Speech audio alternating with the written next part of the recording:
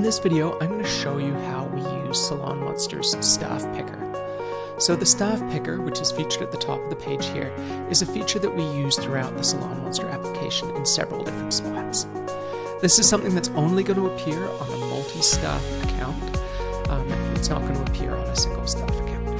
So to use the staff picker, we simply click on it, and it's going to allow us to pick which staff member we want to view. In this case, we're looking at bookings for salonMonster.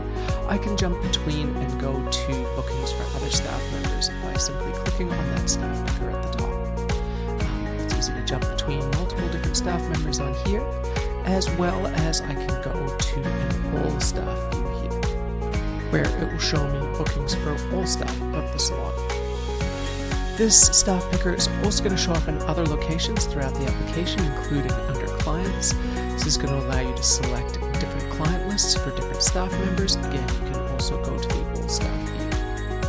And on our bookings calendar, when we're making a new booking, it's also going to show up as an option here. So if I click on a time slot to make a new booking, it's going to allow me at the top of the client list to pick which clients we're looking at, whether it's clients for all staff of the salon or for a single staff member. And then once we've picked a client, the same option will be true for services, so we can pick which staff member we're booking services with. So you'll see this staff picker option is throughout our application on multi-staff accounts, and it's a nice easy way to be able to jump between different staff members, whether it be for clients or on a calendar or even in the settings.